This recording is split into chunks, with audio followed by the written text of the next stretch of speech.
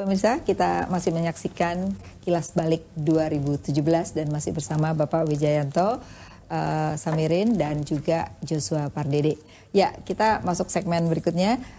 Ada yang belum kita bahas tadi adalah antara kesenjangan antar daerah, bukan hanya orang, tetapi juga kesenjangan antar daerah, ketimpangan antar daerah itu terjadi. Di mana kalau kita melihat Indonesia Timur itu jauh tertinggal dengan Indonesia bagian Barat, dan Pak Jokowi juga kalau kita melihat anggaran juga dibesarkan untuk mereka membangun infrastruktur di Papua misalnya ya, dan masih banyak pro kontra tentang hal ini gitu ya, karena ini belum tentu nanti bisa efektivitas, belum tentu juga nanti orang pindah ke sana gitu ya. Bahkan kalau menurut beberapa ahli ini bisa berdampak pada masyarakat yang ada di daerah Indonesia Timur. Jadi begitu di sana ada infrastruktur, tambah maju orang masuk ke sana, masyarakatnya tidak terbawa masuk ke dalamnya gitu. Apa komentarnya Pak Yusuf?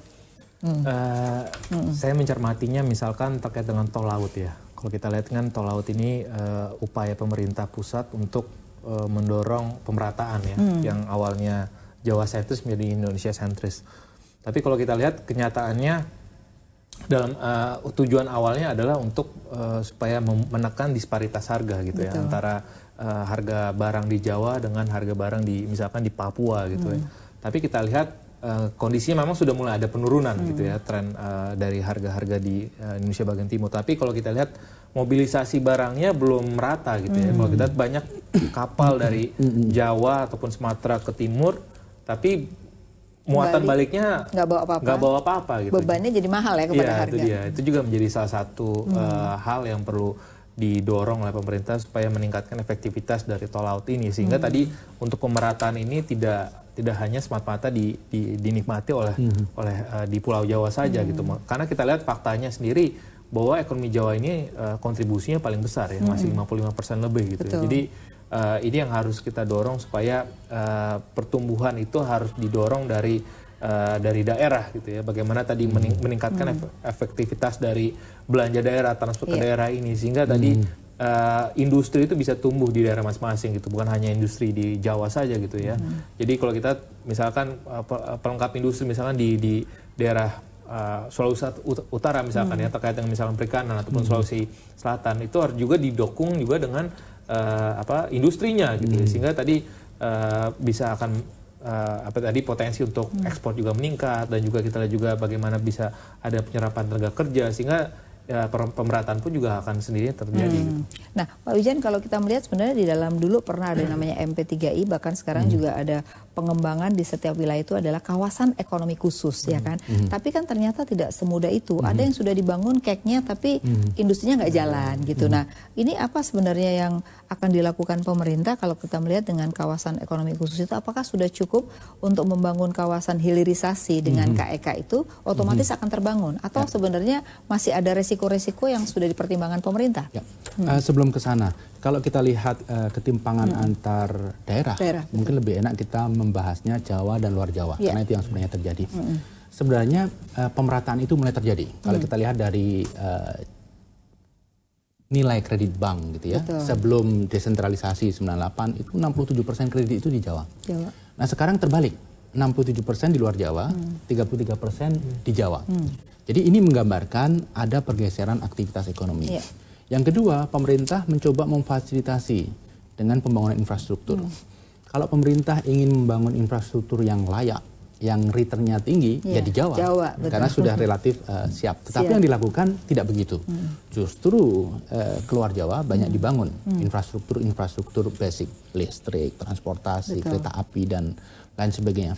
Juga penyiapan human capital. Kita lihat kalau dulu universitas bagus, sekolah bagus itu ya di Jawa. Sekarang muncul champion-champion baru dari luar Jawa di luar Jawa. Tidak hanya tapi bukan karena orang tuanya nyekolahinnya di Jawa gitu. Tidaknya itu rumah sakit dan lain sebagainya. Nah, terkait dengan kawasan ekonomi khusus, memang mengembangkan kawasan ekonomi khusus itu tidak sesimpel yang kita bayangkan. Secara fisik ini dengan mudah dibangun, misalnya di Papua. Tapi pertanyaannya adalah siapa yang akan bekerja di situ? kemudian demand-nya banyak di Jawa, transportasinya bagaimana. Jadi memang ini adalah proses yang gradual. Membangun KIK sendiri bisa cepat, tetapi menjadikan ini... Adakah industrinya yang datang gitu ya, itu jadi masalah. Efektif dan menjadi penggerak pertumbuhan ekonomi itu perlu waktu. Betul. Jadi artinya pemerintah sudah mempertimbangkan untuk resiko-resiko yang harus dihadapi dalam jangka waktu tertentu dong dengan hal ini ya. Nah, juga ada yang menarik kalau kita bicara Indonesia ini kan paling banyak adalah laut kan, 2/3 laut ya. Tapi kalau kita melihat bagi hasil yang dilakukan oleh pemerintah ini tidak didasarkan pada jumlah penduduk dan juga laut. Jadi yang dihitung daratannya gitu ya. Pasti yang ini dapatnya lebih kecil. Nah, sejauh mana sebenarnya yang sudah diajukan oleh pemerintah daerah khususnya adalah pemerintah daerah berbasis laut, ini adalah harus ada undang-undang khusus untuk pemerintah daerah yang kelautan. Ini apakah sudah menjadi pertimbangan pemerintah juga? Saya tidak menguasai detailnya, tetapi menurut saya demand itu sangat layak untuk diadres oleh pemerintah. Karena kita bisa membayangkan bahwa mereka daerah yang banyak kawasan lautnya, misalnya kepulauan, itu justru tantangan untuk memajukan daerahnya itu lebih berat. Jadi perlu insentif lebih terkait transfer daerah, mereka mendapatkan bagian yang lebih tinggi. Menurut saya wajar sekali, dan harus kita catat juga bahwa kantong kemiskinan terbesar di Indonesia ini apa sih? Para nelayan. Betul. Jadi mereka yang memiliki nelayan banyak dan laut, petani itu dua-duanya. Tapi nelayan lebih berat. Mereka yang memiliki banyak laut, banyak pantai, itu artinya mereka memiliki banyak nelayan. Jadi ada begitu banyak program yang seharusnya diprioritaskan kepada saudara kita di sana. Iya. Nah, Pak Yusuf, ada yang menarik juga. Kita tuh punya data tenaga kerjaan kita tuh ada 25 juta orang di perdagangan. Nah, yang menarik adalah dengan nanti adanya e-commerce ya, sektor ini akan kena dampak otomatis. Orang yang tidak punya kompetensi, biasanya kalau pedagang tuh hanya memindahkan barang dari satu ke tempat yang lain gitu ya. Nah, ini kan yang paling akan kena banyak dampaknya. Berarti nanti akan ada kemiskinan baru yang berasal dari para pedagang nih. Ini seperti apa gambaran ke depan terkait dengan kita bicara tadi? Ya, menurut saya tadi terkait bagaimana peningkatan sumber daya manusia itu sendiri gitu ya. Kalau kita lihat tenaga kerja di sektor perdagangan, perdagangan retail ataupun besar itu memang tantangan cukup besar ya menghadapi tadi masuknya digitalisasi dan juga pasar e-commerce ini gitu ya. Sehingga memang pemerintah harus memberikan insentif ya untuk bagaimana sumber daya manusia di sektor perdagangan ini bisa dikembangkan gitu, bukan hanya reseller saja gitu ya, tapi bagaimana ada pendidikan ya, ataupun keterampilan tambahan selain hanya menjual gitu ya, untuk memasarkan mungkin ataupun ya tadi membuat kreasi ya, bagaimana membuat inovasi dari barang-barang itu sehingga dia bisa dapat bersaing gitu ya, sehingga pada akhirnya nanti seandainya tadi era digitalisasi makin masuk ya, saya pikir itu bisa bertahan gitu, sehingga tidak terjadi kenaikan pengangguran yang cukup signifikan. Nah, yang menarik kalau kita bicara ketimpangan antar daerah, ternyata ada juga sangat tergantung pada kepala daerah, ya kan?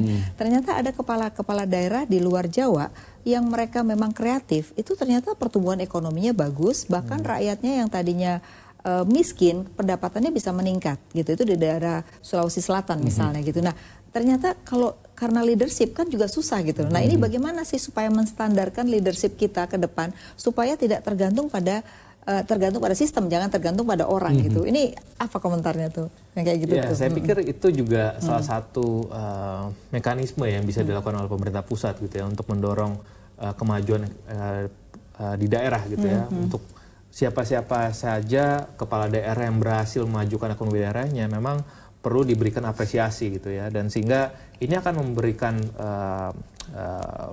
cambuk juga buat kepala daerah yang lainnya gitu yang belum berkinerja dengan baik gitu, sehingga dia akan benar-benar berkontribusi benar-benar untuk memajukan ekonomi daerahnya, sehingga tadi pemerataan itu juga akan dengan sendiri juga akan bisa ditekan. Jadi ini juga masalah leadership ya, bagaimana pemerintah pusat memberikan leadership. Meskipun sekarang sudah ada desentralisasi, tapi kita perlu juga bagaimana leadership itu bisa tersampaikan gitu ya, bisa dijalankan juga oleh kepala daerah, sehingga satu visi dari pemerintah pusat bisa dijalankan juga oleh pemerintah daerah. Ya. Nah, Pak Wijan, gimana sebenarnya kalau kita lihat sekarang ini anggaran tuh hanya dilihat dari bagaimana sesuai nggak dengan anggaran dan belanjanya. Tapi kenapa nggak dilihat dari kinerja dari kepala daerah? Misalnya berapa sih turunnya kemiskinan, terus kemudian apakah pendidikan semakin bagus. Nah, sehingga kinerja itu dilihat dari hal itu. Nah, kenapa nggak seperti itu untuk supaya kepala daerah itu bisa merata dari sisi leadershipnya? Ya, sebelum ke sana, jadi kalau berbicara kepala daerah ini saya sangat optimis gitu ya. Jadi sekarang ini ada begitu banyak kepala daerah yang mulai bagus, berkualitas gitu ya. Mereka merasa dipantau oleh media, oleh masyarakat, dan mereka merasa kalau kinerjanya yang bagus, mereka bisa stepping up the ladder. Jadi bisa 2 periode gitu ya. 2 periode, provinsi, nasional dan lain sebagainya. Pak Jokowi contohnya, jadi menginspirasi banyak kepala daerah. Ada begitu banyak kepala daerah yang melakukan upaya-upaya bagus. Nah, menurut saya, kenapa kinerja kepala daerah itu tidak merupakan bagian dari formula untuk mendistribusikan dana dari pemerintah pusat? Sebenarnya itu akan dilakukan penilaiannya. Oleh siapa? Oleh konstituen. Kita semua kan masalahnya tergantung konstituen, Pak. Kalau konstituennya bagus, dia kontrolnya tinggi. Tapi kalau konstituennya tidak bagus, biasanya cenderung rendah. Itu kelihatannya seperti itu. Jadi saya melihat konstituen pun juga mulai lebih melek politik, lebih melek informasi dengan era digital, sosial media dan lain sebagainya. Saya yakin mereka memantau tidak hanya para politisi, pemimpin di tingkat nasional, tapi juga pemimpin di daerahnya. Jadi secara gradual, saya yakin ini akan terjadi upaya perbaikan. Jadi butuh waktu lah ya. Betul, butuh waktu. Tapi begini, saya optimis kok. Saya termasuk yang memantau daerah-daerah ini sejak dulu. Dan ada begitu banyak champion sudah mulai ini. sudah mulai berkembang dari daerah-daerah. Bahkan mungkin sekarang kepala desa pun sudah mulai juga anak-anak muda gitu ya. Jadi ada perubahan ya. Oke, terus kemudian kalau kita melihat ketimpangan antar daerah ini, kan masing-masing daerah itu punya anggaran untuk infrastruktur ya. Kadang-kadang mereka egosentris, di mana kalau ada perbatasan mereka itu kalau perlu nge-charge tetangganya. Tidak eranya berkolaborasi. Padahal kalau kita melihat era ke depan adalah era persaingan, itu adalah era berkolaborasi. Mas Joshua, gimana Anda melihatnya? Ya, tadi sekali lagi ini juga terkait dengan bagaimana ya tadi sharing ekonomi juga ya. Bagaimana kita lihat kinerja dari kepala daerah pun juga harus didukung juga. Mungkin juga jadi salah satu kriteria pengukuran kinerja gitu. Kolaborasinya bagaimana ya, kolaborasinya dengan daerah sekitarnya gitu, bukan hanya daerahnya sendiri tumbuh sendiri, tapi daerah sekitarnya justru malah nggak berkembang gitu. Jadi itu juga mungkin jadi salah satu catatan juga buat pemerintah pusat untuk menjadikan salah satu kriteria untuk pengukuran kinerja dari kepala daerah, sehingga ya tadi sharing ini bisa menumbuhkan juga bersama-sama gitu. Jadi bukan hanya tumbuh sendirian tapi bersama-sama gitu ya. Tapi itu belum tercipta ya. Belum. Ini menarik nih Mas Wijan. Di Jawa Timur gubernurnya itu suka bekerja sama. Jadi dengan NTT bekerja sama untuk sapi, sehingga mereka nggak perlu impor, tetapi antar daerah itu kerjasama. Bahkan saya pernah ikut dalam diskusinya, itu mempertemukan antara kepala daerah dan para pengusahanya, sehingga mereka terjadi transaksi di situ. Nah, menurut saya ini kan kreativitas yang menurut saya perlu dilakukan. Nah, era kolaborasi ini kok sekarang ini rasa-rasanya masih sepi di daerah-daerah lain gitu. Tadi dikatakan perlu dong dijadikan regulasi menjadi tolak ukur bahwa kinerja itu salah satunya harus berkolaborasi. Gimana menurut Anda? Jadi memang seperti yang disampaikan oleh Bu Afi tadi, ini terkait dengan leadership gitu ya. Bagaimana dengan daerah-daerah yang mempunyai leadership tidak seberuntung itu, tidak mempunyai leadership yang mau berkolaborasi dengan sesama pemerintah daerah yang lain.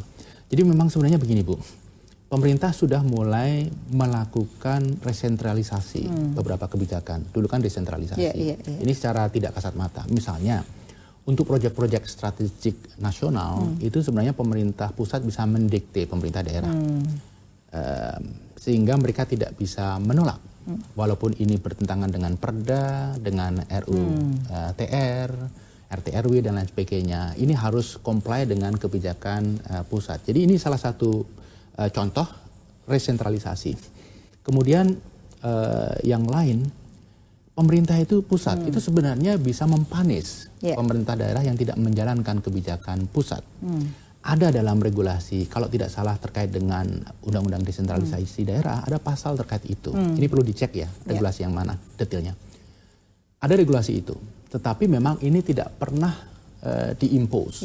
Karena barangkali kita sedang euforia bertahap, demokrasi, gitu ya. Tapi tadinya kita tidak yakin desentralisasi itu tidak bisa dikembalikan. Ternyata desentralisasi itu bisa diresentralisasikan. Dari 16 paket kebijakan itu, ada cukup banyak yang sebenarnya merupakan resentralisasi kebijakan. Jadi sebenarnya sudah ada, mulai dengan berkolaborasi melalui intervensi pemerintah pusat, supaya mereka ada kolaborasi satu dengan yang lainnya. Menurut saya sih harusnya jadi kinerja aja, jadinya nggak harus selalu ke sentral ya. Oke, kita sekarang bicara tentang prospek ekonomi 2018 pastinya ya. Jadi kalau kemarin kita udah melihat bahwa ada konsumsi yang turun, investasi yang diharapkan belum sesuai. Nah 2018 nih tahun politik baru pemanasan sih ya. Karena ada 3 daerah Jawa yang akan pilkada pada tahun 2018. Pasti mempengaruhi ekonomi. Ekonomi entah baik entah buruk. Biasanya konsumsinya meningkat karena biasanya masing-masing partai ini sebar-sebar uang. Gimana Mas Joshua?